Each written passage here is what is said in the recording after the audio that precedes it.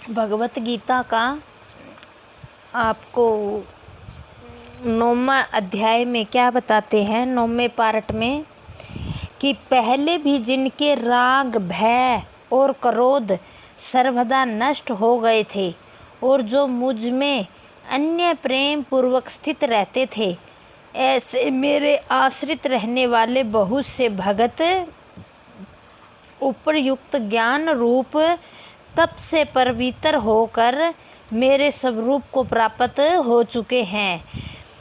क्या कहते हैं कृष्ण भगवान, जो भय क्रोध नष्ट हो गए थे और जो सब तरह से बर्बाद हो गए थे, और फिर भी वह आशा पूर्वक मेरे में विश्वास रखकर मुझे पूजते रहे। जैसे सुदामा थे, कितने दुखी थे, भूखे थे, उनके बच्चे भी 5-5 दिन तक भूखे रहते थे। एक चावल का दाना मिलता था, उसका भी भोग लगा दिया करता था भगवान कृष्ण को। ऐसे भक्तों को मैंने सब रूप एन साक्षात रूप से दर्शन दिए हैं और उनको त्यारा भी है, उनको मैंने भवसागर से पार किया है। हे अर्जुन, जो भगत मुझे जिस प्रकार भजते हैं, मैं भी उनको उसी प्रकार भजता हूँ, क्योंकि सभी मनुष्य सब प्रकार से मेरे ही मार्ग का अनुसरण करते हैं। श्री कृष्ण भगवान कहते हैं कि हे अर्जुन, जो प्राणी मुझे जिस प्रकार से पूजते हैं, मैं उसका उसी प्रकार से ही भला करता हूँ। इस मनुष्य लोक में कर्मों के फलों को चाहने वाले लोग देवताओं का पूजन किया करते हैं, क्योंकि उनको कर्मों से उत्पन्न होने वाली सिद्धि शीघ्र मिल जाती है। ब्राह्मण, क्षत्रिय, वैश्य और शूद्र, इन 4 वर्णों का समूह गुण और कर्मों के विभाग पूर्वक मेरे द्वारा रचा गया है।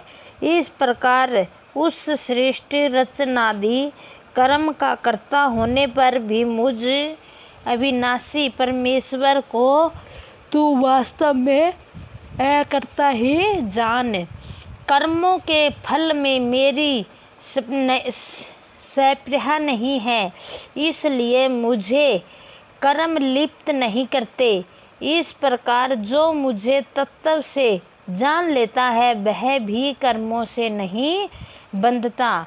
पूर्व काल में मुमुक्षुओं ने भी इस प्रकार जानकर ही कर्म किए हैं, इसलिए तू भी पूर्वजों द्वारा सदा से किए जाने वाले कर्मों को ही कर।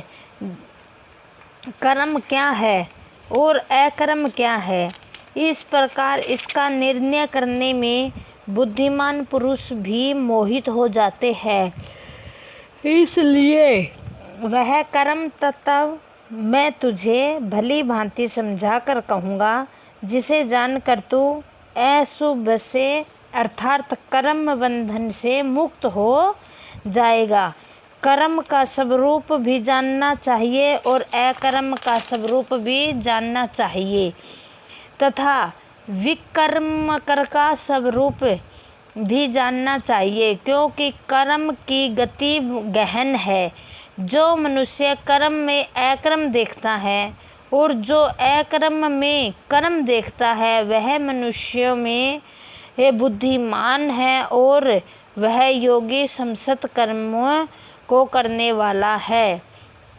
जिस संपूर्ण शास्त्र समस्त कर्म बिना कामना और संकल्प के होते हैं, तथा जिसके समस्त कर्म ज्ञान रूप अग्नि के द्वारा भस्म हो गए हैं, उस महापुरुष को ज्ञानी जन भी पंडित कहते हैं। जो पुरुष समस्त कर्मों में और उनके फल में आसक्ति सर्वदा त्याग करके संसार के आश्रय से रहित हो गया है और परमात्मा में नित्य तृप्त है, वह कर्मों में भली भांति बरतता हुआ भी वास्तव में कुछ भी नहीं करता। जय श्री राधे कृष्णाय नमः। आप सभी ये भगवत गीता हिंदी में सुने, इससे आपको कुछ न कुछ ज्ञान जरूर प्राप्त होगा। जय श्री राधे कृष्णाय।